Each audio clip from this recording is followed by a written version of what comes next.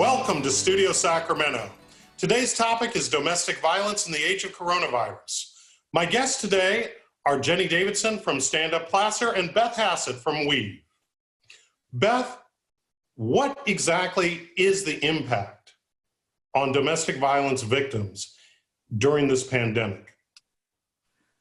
People are already very isolated when they're a victim of domestic violence, and this is just further isolating people who already aren't necessarily maintaining connections with outside people because they've got an abusive partner who's restricting that. So we're very worried about what's going on in some of these homes behind closed doors with really nobody checking in with some of these folks. And Jenny, what exactly is the definition of abuse? Abuse is really what we're seeing with domestic violence is one person's decision to use power and control over another person. It can come in a lot of different ways. There could be, honestly, like one of the tools used frequently we see is isolation, right? So this is just being escalated right now a lot more than usual. And then there's, of course, emotional abuse, psychological abuse, there's physical abuse. That's what a lot of us think of. There's sexual abuse. There's a lot of different forms of abuse that we see in these relationships. But because isolation is one of the tools that abusers use, we just sort of handed them a loaded weapon as people are forced to isolate with their abuser. And Jenny, give us the statistics for our region. What are we looking at in terms of how big the problem is? Well, generally we, and statistics, like they can change from time to time, but like the age-old numbers we look at is 1 in 4 women, 1 in 7 men are victims of severe domestic violence. And we know that when you're looking at emotional abuse and psychological abuse, those numbers are much, much higher. And so if you think about, if you have 20 pretty good friends, if a quarter of them are victims of domestic violence, that's a lot. And in your neighborhood, if you have 4 houses on your street, that's happening in potentially happening in one of those homes. So it's way more common than people think. I think most people would be shocked to think about that happening that frequently. Yeah, and if you don't know of anyone it's happened to, they just haven't told you. So we know that it's happening. If it's 1 in 4 or 1 in 7 for severe violence, right? And then plus potentially 1 in 2 if you're looking at just emotional and psychological abuse, which are huge, terrible statistics as well. It's really, really prevalent, and our survivors don't necessarily have a way to reach out to people a lot of times, and that's so much more severe right now as people are isolated. They've lost their work connections. They have lost a lot of the times when they may have normally been able to speak up to somebody who might be able to help them. Right. Beth, who is it typically that your agency serves? Give us a sense of the range. It depends on which services we're talking about. If we're looking at our residential program, so emergency and transitional housing, definitely skews towards somebody with a lower income. The average income of somebody in our shelter program is $7,600. The average client of ours is 38 and has 2 children, and definitely skews more towards people of color.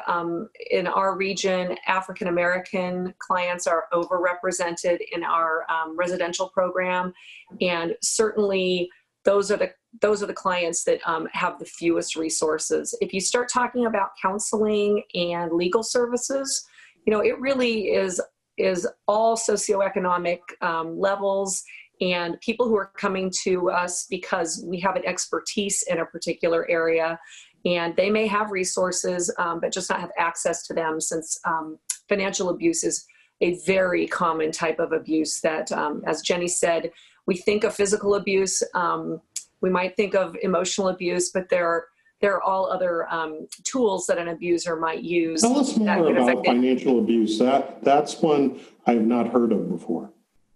I think it's important that we talk more about it because it can look like a lot of things. What we see is somebody destroying somebody else's credit, somebody having complete control over the money or hiding funds from the victim. It's also, full-on identity theft, debt coercion, making somebody sign on for, loans that they don't even realize what they're signing.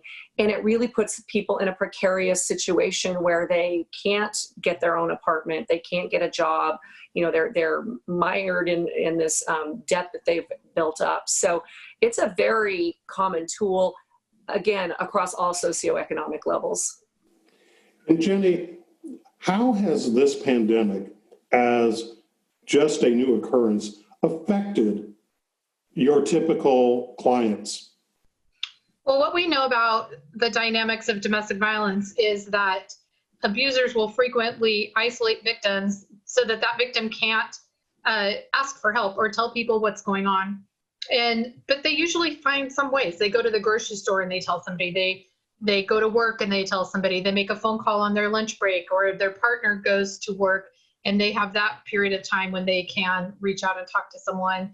But right now, with the shelter in place, people being isolated, they've lost most of those outside connections. They've lost that ability to just stop at the police station while they're out of the house to get groceries. They tell their abuser, hey, I'm gonna go to the pharmacy and get this diaper rash medication, but maybe they actually leave the house and go somewhere else. But right now, when they're being told to stay home all the time, and abusers know, you're not just out running errands, you're not out buying fabric, then they don't have that access. Their abuser's right there watching them all the time. They can't just pick up their phone and call and ask for help. And not only that, but like the stressors are up. So everybody's on edge. The healthiest people right now are on edge, right? All of us are thinking about, what is this doing to my 401k? Or what is this doing to my loved one who's in that vulnerable category? So we're all already a little bit more on edge. And so it's increasing the amount of stress and strain in those households as well. Can I also add that, kids are at home. Kids can often be a huge additional stressor. And so now we've got, partners trying to do homeschooling with the kids. You've got kids watching everything that's going on. Very often, the violence is happening when the kids aren't in the house. Well, now the kids are there all the time. So I think one thing we're really worried about as well is, what's the impact on these children who are witnessing this domestic violence, either as secondary victims or as a primary victim? And I know Jenny's had to do the same thing in Placer County. We've really had to completely adapt our services to. Well, I am curious about that, Beth, because I want to know, if someone is a victim and they're in danger, where do they go? Well, we still have, as of today, 58 people in our residential program. We haven't been actively admitting new people, although we had one case where he was strangling her every day to the point of unconsciousness.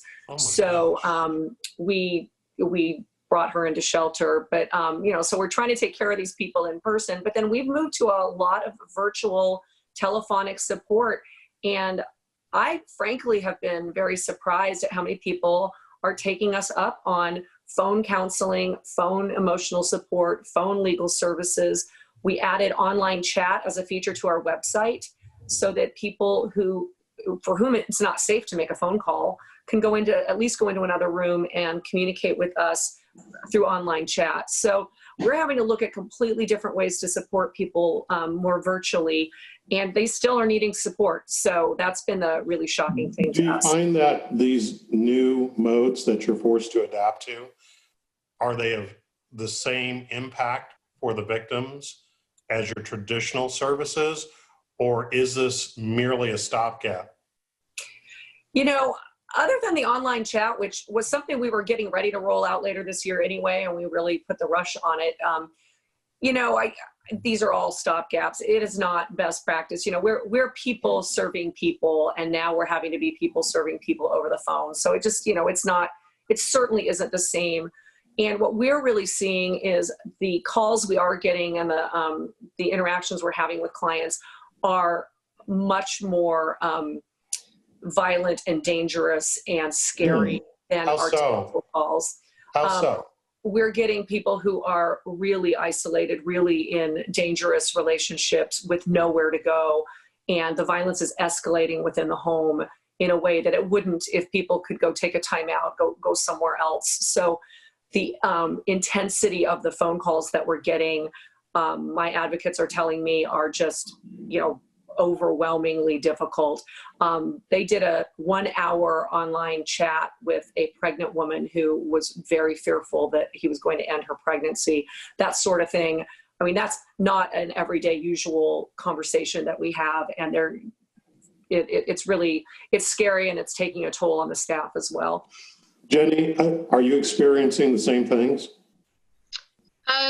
Yeah. So as far as the whether the service delivery is ideal, it's not. But we're also seeing potentially some areas where we will be able to. We're hoping hold on to some of these stopgap things, because we do have people in Placer County. It's a very large county, and we have people who live really far away from our offices and haven't been able to maybe make a therapy appointment in the past. But now that we're doing therapy through online portals and things, being able to access some of those people who previously have just been on our wait list for maybe a long time, and now they're actually able to get the services. So some of those things I think have been great for us when we look at, can we hold on to this one? But it's definitely, like Beth was saying, not ideal for the people who would have access to come in person and go over forms together, especially when you're looking at like legal interventions. And I know Beth and I talked yesterday about this, that, you have somebody who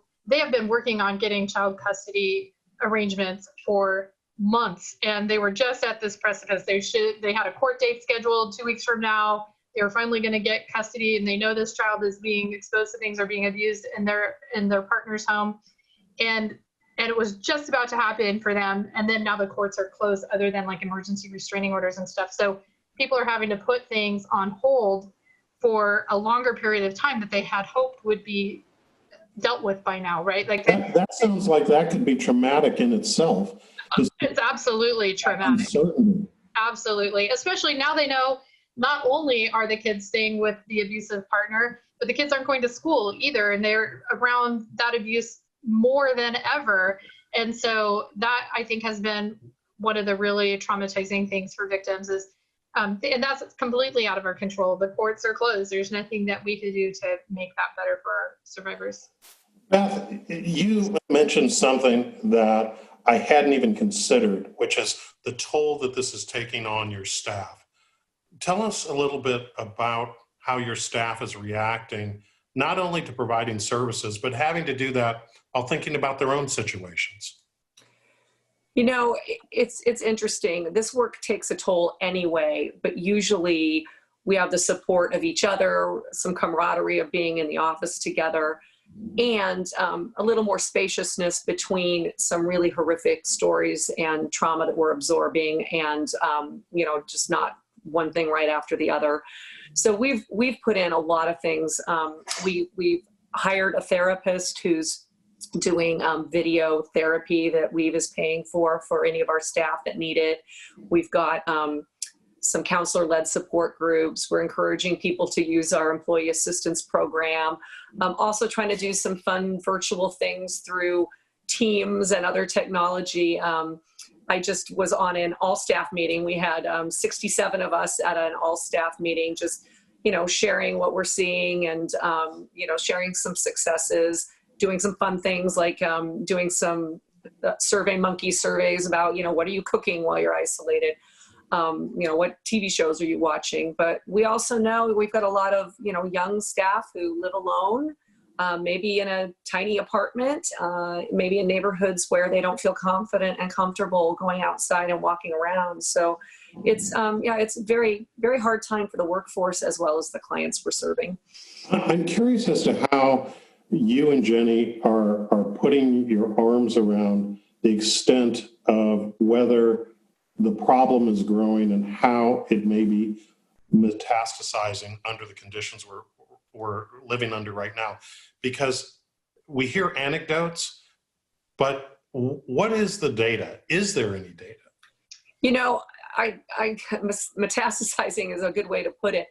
What I'm really worried about is, I lived through the recession doing this job. And what we saw during the actual downturn was people were staying put. There wasn't anywhere to go. They were worried about jobs. So we really felt the rush of that domestic violence coming after things had stabilized a little bit. I know in talking with after they had stabilized. Once the economy, and in this case, once we're through this virus, I know in talking with my counterparts in Napa and in Sonoma, like during the fires, domestic violence calls did not go up. But once, again, everybody had gotten a little more stabilized as a community, they started hearing the really horrible stories and people started coming in for help. So we're just bracing ourselves for once we get, hopefully on the other side of this curve, I think we're going to see more people. And as Jenny said, with the legal system, I'm very worried about that. We have so many clients who were just waiting for their final orders or for their divorce to be final. I don't even know how our court is going to go about scheduling all of these hearings that are now on hold. I mean, we're going to be months out before some of these people get any resolution to their cases. Jenny, I'm curious. Beth talked about what happened after the financial crisis and what's happened after other disasters. Are there other lessons that you all have learned from observing other catastrophes that help inform how you're planning not only for tomorrow, but for the future in terms of what people are going to need and how they're going to need it? I think that we can kind of learn from the countries who are a couple weeks ahead of us, and then just from other big disasters that we've seen, like Beth was saying, with the recession, with the fires, and just making sure that we are realistically anticipating what we're going to see on the other side of it, and that we are ready to stand in the gap when that comes up, and that we are prepared for what our staff are going to go through. Because there's also like that piece where they've all been at home now for a few weeks, and then they're going to be coming back into the office and happy to see each other, but they're going to have this floodgate open of how much work there is to do with how many new clients we're going to be seeing, or so how we can be most supportive of them during that time as well. There are a lot of us are just sort of guessing and hoping that we're guessing correctly about what people are going to need on the other end of this, and educated guesses, because we can look at how it's happened in other situations, but just doing our best to anticipate it during this situation and meeting their needs in that moment. Jenny, I'm curious, because of the size of Placer County, how are people reaching you since they can't physically get in the door? Yeah, so they are calling us on the phone. We have video chat available for people who are more comfortable. Some people would prefer, they want to see your face. They want to know who I'm talking to. Other people don't want you to see their face. And so we have some where we're on the video, but they're not, but they can see us. And so we're just trying to be creative with how we make that happen for them. Sometimes they're talking with somebody they've met with in person quite a few times anyway, so they are reassured by seeing them on those chat lines. But we've always had, we've been around for over 40 years, and we have always had the crisis line, 1-800-575-5352. And Beth can give hers as well, but so that people can get a hold of us 24/7. We have somebody who is awake on the job at work, ready to take those crisis line calls 24/7, all year long. Even on holidays, we are there answering the phone calls. So I think the community is pretty used to being able to contact us by phone, and we have crisis line calls that happen all the time. So they're sort of used to that, to being just on the phone with folks as well and talking about what's happened in their lives. I think that it's the other areas that are going to be hard. One thing that comes to mind for both you and Jenny's agency is survival of this incredibly important service, given what's going on economically and the fact that we're all shut down, which includes fundraising efforts. How are you and your colleagues planning to weather this storm? Well, the areas that are suffering up for us we have 3 retail stores, thrift stores, that we shut down almost immediately and are not taking any donations of people's goods. So a little bit worried about that.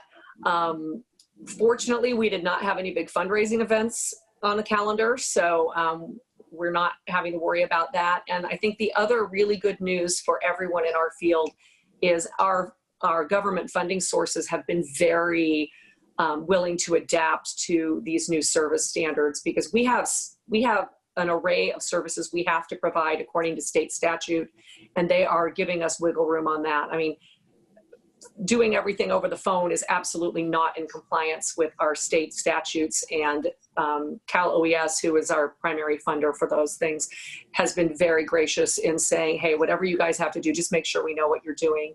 And they're allowing us to have staff work remotely.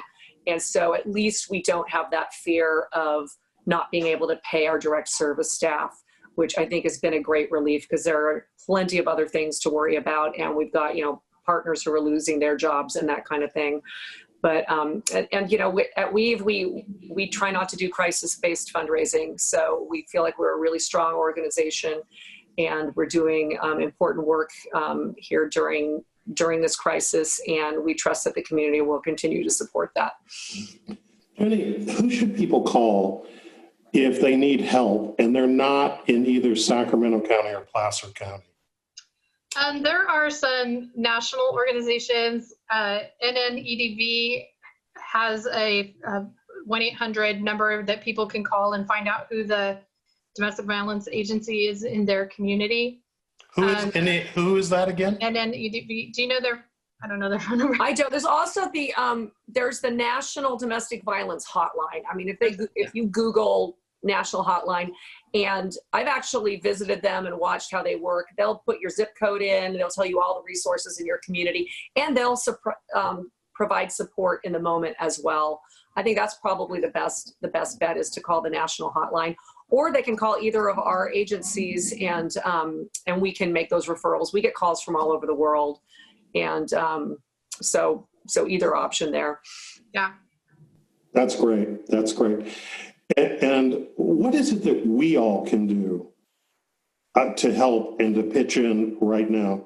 Because going back to your example, Jenny, about 1 in 4 on a block, this is happening all around us. How can we get involved and do our part during this very difficult time? I would encourage people to get educated.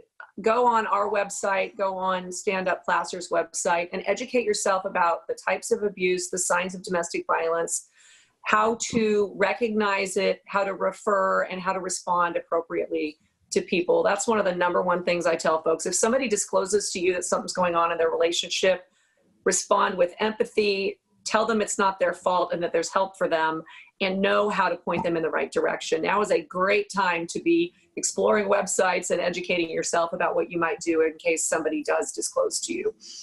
Absolutely. And make sure, like we said earlier, isolation is one of the biggest sort of contributing factors right now. So make sure and stay in contact with people who you could, like give your friends a call, check in with your neighbors, check in with your family members.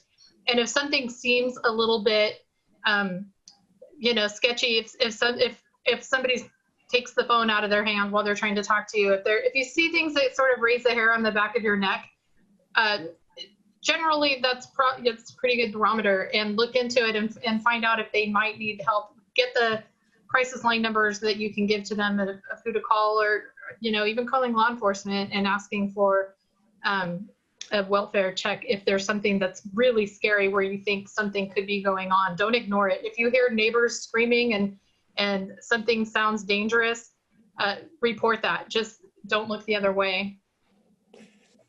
Actually, that's helpful. Could you also speak to, if I'm the victim of abuse, give us the first 3 to 5 steps we need to take in order to protect ourselves and maybe even a child? Who do we call first? If you're in imminent danger, call 911. If you are just worried about your relationship, which is often how it starts, somebody isn't sure it counts as domestic violence. So we get a lot of calls of, hey, does this count? And we can walk people through a danger assessment where they actually get a score for how much danger we feel they're in. And so that's something anybody could do, even if you're not prepared to leave quite yet. We always tell people to document the abuse, keep a little journal somewhere. If you have any physical injuries, take pictures of them. It's a lot easier to get a restraining order down the road if you've got documentation of that. And gather any documents you might need if you do leave. It's really important that people have birth certificates, passports, any records, immunization records, whatever you might need for your kids, because it's really dangerous to have to go back to the house and get them. So those are the kinds of things we would tell people, frankly, in any time, COVID or not. And I would say, like, calling either one of our crisis lines, because that could be confusing right now if somebody's watching right now and they're like, that's a lot, and I might forget one of those things.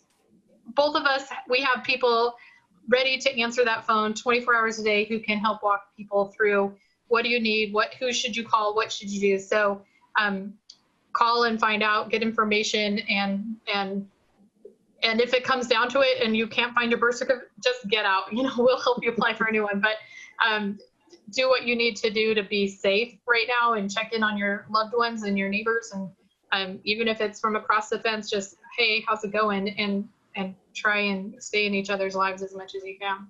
Great advice. Thank you both so much. And that's our show.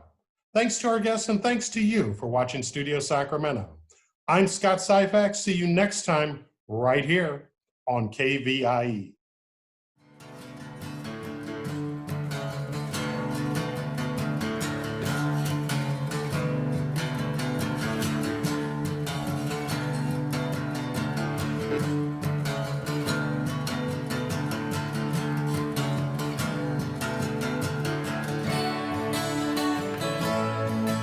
All episodes of Studio Sacramento, along with other KVIE programs, are available to watch online at kvie.org/video.